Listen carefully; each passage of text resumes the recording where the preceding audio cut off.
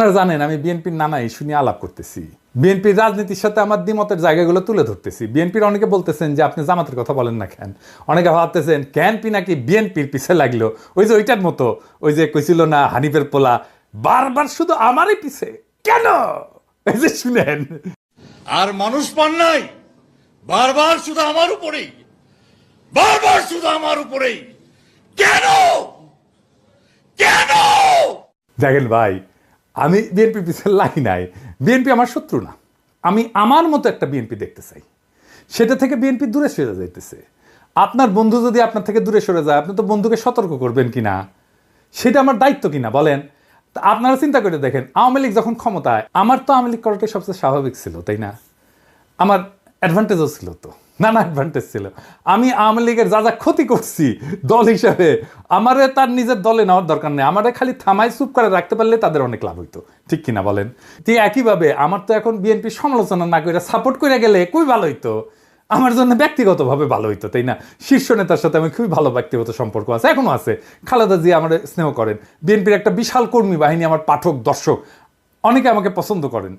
অপছন্দ যদি একজন করে না তা না, কিন্তু অনেকে আমাকে পছন্দ করে। কিন্তু তাই বলে তো আমি আমার দেশের গণমানুষের স্বার্থকে উপেক্ষা করতে পারি না। আজ যে বিএনপি দেখি, সেই বিএনপি তো আমরা চাই না। এই বিএনপির পাশে যারা ছিল, কেন তারা নাই সেটা জিজ্ঞেস করেন, নিজের আত্ম অনুসন্ধান করেন। আচ্ছা বলেন তো বিএনপি নেতারা, আপনারা কি জানেন আপনাদের কর্মীরা কি করতেছে? আপনি কি বিএনপির কর্মীদের কোনো পলিটিক্যাল কাজে এনগেজ করতেছেন? বাংলাদেশের রাজনৈতিক সংস্কৃতি না বদলাইলে তো বিপদ। আপনাদের রাজনৈতিক কর্মসূচি কি? মাঝে মাঝে কর্মীদের নিয়ে মিটিং করা, মিছিল করা, কালে ভদ্রে জনসভা করা, নিয়মিত টকশোতে যাওয়া, ফেসবুক গুতানো, আর দলের বিরুদ্ধে কেউ কিছু করলে দল বেঁধে ঝাঁপে পড়া, এই তো। বেশিরভাগের কাছে রাজনীতি করাটা পেশা, এখান থেকে টাকা পয়সা ধান্দা সব কিছু করা যায়। যাই হোক, আর না আগাই আর কি, অনেকের কাপড় ধরে টান দিয়ে ফেলবো। রাজনীতি আর উপার্জনের ধান্দার দুইটা জিনিস এক না, আমি আর এটা নিয়ে কথা কইতে চাই না। যাই হোক, আজকে অন্তত কথা কইব না। রাজনৈতিক দলের আশেপাশে দুর্বৃত্তরা দল বাঁধে মানসির মতো, সেই জন্যই ভালো মানুষেরা আশেপাশে যায় না। এই যে দেখেন, মঞ্চে জিয়ার ছবি দিয়া, খালেদা জিয়ার ছবি দিয়া, এমনকি তারেক রহমানের ছবি দিয়া নর্তকী দেখেন, দেখেছেন? উঠে কি কেউ নাই যে কবে ভাইজান নর্তকী নিয়ে আইসা নিবার তো নাও, সাংস্কৃতিক অনুষ্ঠান করো, তোমার মতো করে করো। রাজনৈতিক দলের নেতার ছবি টাঙায় কে, আমার নেতার ছবি টাঙায় কে, জিয়ার ছবি টাঙে কে, দেখবেন কোনো উত্তর নাই। কর্মীদের দোষ দেই কেন? খোদ তারেক রহমানের সভায় বিএনপির শীর্ষ নেতাদের উপস্থিতিতে ওখানে তো নর্তকী আনতে পারে না, কিন্তু ওই নর্তকীর মতো একজন আনছে রোবায়েত ফেরদৌস, জিয়া বন্দনা করিচ্ছে। দেখেন 1975 সালের বাকশালে 4টি পত্রিকা রেখে সমস্ত পত্রিকাকে বন্ধ করা হয়েছিল, গণমাধ্যমের কণ্ঠরোধ করা হয়েছিল। শুনলে অবাক হবেন, সেই সময়কার সাংবাদিকতা ইতিহাস পড়ে আমি দেখেছি সাংবাদিকরা মুদি দোকান দিচ্ছে, তারা হচ্ছে ভ্যানে দোকান দিয়ে তাদের জীবন জীবিকা, হাজার হাজার সাংবাদিক বেকার হয়ে গেছে। এই যে সাংবাদিকতা পেশার যে ডিগনিটি, তাদের যে মত প্রকাশ ভাব প্রকাশের স্বাধীনতা, এটা ফেরত নিয়ে আসছেন কে? একজন সামরিক শাসনের লোক হয়ে, সামরিক ব্যারাক থেকে এসে শহীদ প্রেসিডেন্ট জিয়াউর রহমান কিন্তু এই যে বহুদলীয় গণতন্ত্রের কথা আমরা বলি, বহু সংবাদপত্রের কথা বলি, বহু মতের কথা বলি, সেটা কিন্তু তিনি আমাদের জন্য নিশ্চিত করেছেন। বিএনপি পর্যন্ত শেষ, বিএনপি বিরোধী থাকার পরে যে নির্বাচন যেটা হয়েছে, সেই নির্বাচনটুকু যা হয়েছে ফাইন। এখানে খুব বেশি কারচুপি জালের কোনো সুযোগ ছিল না। এগুলো আমার কাছে খুব গুরুত্বপূর্ণ। আমি যতটুকু দেখেছি ভোট যা হয়েছে মোটামুটি ভালোই হয়েছে। ওই আওয়ামী লীগের সঙ্গে স্বতন্ত্র প্রার্থীদের প্রতিদ্বন্দ্বীদের ভোট যা হয়েছে সেটা মোটামুটি ভালো ভোটই হয়েছে। আমি দু একটা আসন আমার নিজের এলাকায় দেখেছি ঘাম বেরিয়ে গেছে, আওয়ামী লীগের যে প্রার্থী তার বেরিয়ে যেতে প্রচন্ড ঘাম বেরিয়ে গেছে। এই রোবায়েত ফেরদৌসের জিয়া বন্দনা, এটা তো ওই নর্তকীর গোয়া নাচানোর চাইতে অশ্লীল। রোবায়েত ফেরদৌস বিএনপি ক্ষমতা আসলে সার্ভিস দেবে বিএনপির, তাতে কোনো সন্দেহ নাই। হ্যাঁ, কিন্তু বিএনপির কেন এরকম একজন লুম্পেন ইন্টেলেকচুয়ালকে মঞ্চে জায়গা দিতে হয়, এইখানেই সংকটটা, বুঝছাও? আবার দেখেন, এই যে মোয়াজ্জেম হোসেন আলাল, অত্যন্ত শ্রদ্ধাভাজন রাজনৈতিক ব্যক্তিত্ব, আমি অত্যন্ত পছন্দ করি উনাকে। উনি কইতেছেন জয় বাংলা আওয়ামী লীগের স্লোগান না, মুক্তিযোদ্ধাদের স্লোগান। তার মানে বিএনপি জয় বাংলা স্লোগান দিবে মুক্তিযুদ্ধের নামে। তাছাড়া জয় বাংলা স্লোগানকে ডিফেন্ড করতে আসে কেন আলাল ভাই, বলেন তো? উনি তো ছোটখাটো নেতা না। এইবার দেখেন, ওই যে ফজলুর রহমান, ওর যে মারিছিলাম, ঝাড়িয়ে দিছিলাম না, ওই মালটা কলে থামেনি, বুঝেছেন? আসেন ফজলুর রহমানকে দেখে, খালেদা জিয়ার উপদেষ্টা ফজলুর রহমান ওয়াজের বিরুদ্ধে বক্তব্য দিতেছে, শুনেন। কোন দেশে এইভাবে মাইক লাগায় সারা রাত শুধু রাজনৈতিক বক্তৃতা হয়, যার নাম কয় ইসলাম? এটা তো একটা ওয়ারান দেশ পাইছে, যা ইচ্ছা তা বলতেছে মৌলানা মৌলবীরা, এবং হেলিকপ্টারে যাইতেছে, গাড়িতে যাইতেছে, লাখ লাখ টাকা নিতেছে। এটা তো একটা ব্যবসা বাণিজ্যের ব্যাপার। এবং এরা তো দুনিয়ার সমস্ত কালচার শেষ করে, বাঙালির যে কালচার, শিক্ষা, সংস্কৃতি, নাটক, যাত্রা, গান, বাউল, মাজার সব শেষ করে দিতেছে তারা। কি চায় তারা এই দেশে? কিছু থাকবে না, সমস্ত বাগানে। তার কণ্ঠে তো সেই নাস্তিকদের প্রতিধ্বনি, তার কণ্ঠে তো সেই বামেদের প্রতিধ্বনি, সেই ফেরাউন নমরুদের প্রতিধ্বনি। এইসব হইতেছে কি চারিদিকে? কি হইতেছে দেখে মনে হইতেছে না যে আওয়ামী লীগ আমলে যা যা শুনতেন, যা যা শুনতেছিলেন, এখন বিএনপি সেটাই করিচ্ছে। শুধু বিএনপি মাইক বাজায়, ওই যে সোহরাওয়ার্দীর বডিগার্ডের ভাষণ না বাজাইতে শুরু করে। এটাই তো আমার চিন্তা এখন। এই ফজলুর রহমান তো খালেদা জিয়ার উপদেষ্টা। সে খালেদা জিয়াকে কি উপদেশ দিবে? কি করাই নিবে খালেদা জিয়াকে উপদেশ দিয়া? সেটা কে আল্লাহ জানে। আপনি এখন কইবেন খালেদা জিয়াকে কইলেই শুনবেন উনি? আপনাদের একটা জিনিস জানায় রাখি, উনি খুবই ডেমোক্রেটিক লিডার। উনার আশেপাশে দায়িত্বশীলদের পরামর্শ উনি শোনেন এবং সে অনুযায়ী কাজ করেন। উনি বোঝেনও যদি যে কাজটা করা উচিত না, তারপরে উনি করেন। এটা খালেদা জিয়ার লিডারশিপ কোয়ালিটির এটা একটা গুরুত্বপূর্ণ দিক, যে উনি ডেমোক্রেটিক্যালি সিদ্ধান্ত, ওনার নিজের সিদ্ধান্ত যদি এটার বিরুদ্ধেও হয়, তারপরেও দলের লোকেরা, অন্যান্য দায়িত্বশীলরা যেটা বলবে সেটাই উনি করবেন। এই প্রসঙ্গে একটা ঘটনার কথা উল্লেখ করি, যা আমি ওই ঘটনায় যুক্ত একজনের কাছ থেকে শুনছি। বলে না হর্সেস মাউথ।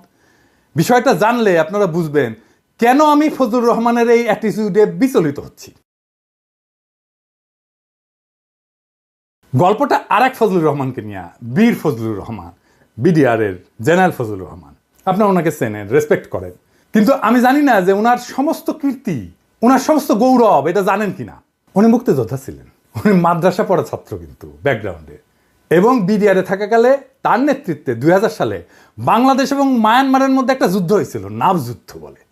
বাংলাদেশের একজন সেনারও মৃত্যু হয়নি, কিন্তু মায়ানমারের 650-র উপরে সৈন্য নিহত হয়েছিল। মায়ানমার পরাজয় মেনে নিয়ে শান্তি চুক্তি করছিল। 2001 সালে ভারত একটা জায়গা জোরপূর্বক দখল করে নিয়েছিল, সিলেটের পাদুয়ায়। এটা উদ্ধার করে 72 সালে এটা দখল করছিল। 72 থেকে 2001 সাল পর্যন্ত বিএসএফ এর দখলে ছিল ওই অঞ্চলটা, বাংলাদেশের ভূখণ্ড। আবার 2001 সালে 18 এপ্রিল ভারতের কুড়িগ্রাম জেলার রৌমারী উপজেলায় বড়বাড়ি বিডিআর ক্যাম্প দখলের জন্য বাংলাদেশের অভ্যন্তরে বিএসএফ আগ্রাসন চালায়। উনার নেতৃত্বে বিডিআর বাহিনী অনুপ্রবেশকারী বিএসএফ এর দলকে পরাজিত করে এবং অনেক বিএসএফ এর জওয়ান মারা যায়। এবং বিএসএফ ওই ঘটনার জন্য এই জেনারেল ফজলুর রহমানকে বিশেষভাবে দায়ী করে। উইকিপিডিয়াতে একটা ঘটনা লিখিছে যে ফজলুর রহমানের কে নিয়া, সুপু আছে না, ওই যে সুপু সুপু সুপু প্রেসিডেন্ট, বিএনপি পিও প্রেসিডেন্ট আর কি, ওই যে 1975 সালে 20 আগস্ট সোহরাওয়ার্দীর বডিগার্ডের জয় বাংলা করে দেওয়ার প্রতিবাদ করতে গিয়ে গ্রেপ্তার হয়ে জেলখানায় নিয়ে যাওয়া হয়।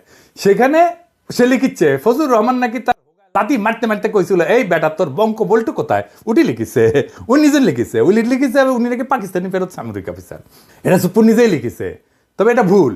আমি জেনারেল ফজলুর রহমানকে জিজ্ঞেস করেছিলাম যে ফজলুর ভাই এটা কি আপনি করেছিলেন? আমাকে পাঁচত লাথি মারিছিলেন? তো বললেন পিনাকি তোমাকে মনে হয় আমি এই কাজ করতে পারি। সুপু যার কথা লিখেছে সেই লোক হইতেছে 15 ইস্ট বেঙ্গল রেজিমেন্টের নাম হইতেছে ফজলুর রহমান ফারুক। উনি এখনো বেঁচে আছেন কিন্তু। আর উনি ফজলুর রহমান ছিলেন 10 ইস্ট বেঙ্গল রেজিমেন্টের, এবং বরং উনারে ডেকে আনা হয়েছে যে চুপপুরে ধরা হয়েছে, যায় উনি ছাড়াইছেন চুপপুরে। যাই হোক, উনি আর্মি থেকে কিভাবে বিদায় নিলেন এটা জানেন? আসেন সে আলাপটা করি। উনাকে বাধ্যতামূলক অবসরে পাঠানো হয়েছিল। পাঠাইছিল কে জানেন? কে জানেন? হাসিনা না, খালেদা জিয়ার সরকার। খালেদা জিয়াকে কয়েকজন জেনারেল এই বুদ্ধি দিছিল। কোন কোন ইন্ডিয়াপন্থী জেনারেল এই বুদ্ধিটা দিছিল তাদের নামটা বললাম না, আমি সবার নাম জানি। মনে রেখেন, এটা আমার জেস্টার অফ গুডউইল। বললে কলে সিপাহী জনতার মাইর খাইয়া ভত্তা হইয়া যাবেন, আমি কইলাম না সেই জন্য। ইন্ডিয়া পাদুয়ায় রৌমারিতে বীরত্বের বদলা নিল কি দিয়া? তারে বাধ্যতামূলক অবসর পাঠায়। কার হাত দিয়া? খালেদা জিয়ার হাত দিয়া। কি কি যুক্তি দিছিল ওই জেনারেলরা জানেন? আসলে এদের হচ্ছে মাদ্রাসা ঘৃণা। যেহেতু উনি মাদ্রাসা ব্যাকগ্রাউন্ড থেকে আসছে, সেই জন্য মাদ্রাসা এলিটরা পছন্দ। আমি এই জন্যই এলিটদের দেখতে পারি না। ভয়ঙ্কর মাদ্রাসা ঘৃণা এই এলিটদের মধ্যে। ও কইছিল যে উনি নাকি মডার্ন ওয়ারফেয়ারের কিছুই জানেন না, উনি মাদ্রাসা ব্যাকগ্রাউন্ডে। জেনারেল ফজলুর রহমানের মতো গৌরবজনক লড়াইয়ের ইতিহাস কয়জন জেনারেলের আছে বাংলাদেশ সেনাবাহিনীর? দেশের মাটি উদ্ধার কইরা দিল, দেশের সার্বভৌমত্ব রক্ষা করলো, আর তাকে পুরস্কৃত করা হলো বাধ্যতামূলকভাবে অবসরে পাঠায়। এই যে ফজলুর রহমানের মতো উপদেষ্টা খালেদা জিয়া যদি থাকে না, তাহলে এদের দিয়া ইন্ডিয়া প্রতিশোধ নেবে।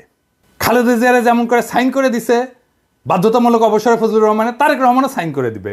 এখানেই আমার ভয়। বিএনপি শুধু না, জামাতকেও বলতেছি, জনগণের সাথে আপনাদের ন্যূনতম 4 দফার চুক্তি করতে হবে। আপনারা নির্বাচন করবেন, যাই করবেন, তার আগে 4 দফা চুক্তি করতে হবে জনগণের সাথে। ভোটই একমাত্র ক্ষমতায় যাওয়ার পথ না। জনগণের সাথে আপনার এগ্রিমেন্ট কি? আপনার ম্যানিফেস্টো না, আপনাকে জনগণের সাথে এগ্রিমেন্ট করতে হবে। এবং আমি যে এগ্রিমেন্টের কথা বলতেছি, এটা জনগণের চাওয়া, দরকার হলে আমি ভোট নিয়ে দেখাই দিতে পারবো। এবং দেখবেন জনগণ কিভাবে আমার এই 4 দফাকে সমর্থন করে। 1 নম্বর দফা, আওয়ামী ফ্যাসিবাদকে চিরতরে কবর দিতে হবে। 2 নম্বর, ভারতীয় আধিপত্যবাদের চিরতরে অবসান ঘটাইতে হবে। 3 নম্বর, একটা সাম্যের সমাজ তৈরি করতে হবে। 4 নম্বর, একটা ইনসাফের রাষ্ট্র কায়েম করতে হবে। এই 4টা ভেরি সিম্পল। এই ফ্রেমের মধ্যে থাকলে সেটাই হবে জনগণের সাথে চুক্তি মানা। এর বাইরে, এই বাউন্ডারির বাইরে যাইতে পারবেন না। কথা ক্লিয়ার? আমাদের ঠেকানোর চেষ্টা করতে পারেন, আমরা সর্বশক্তি দিয়ে আমরা বাধা দেওয়ার চেষ্টা করব।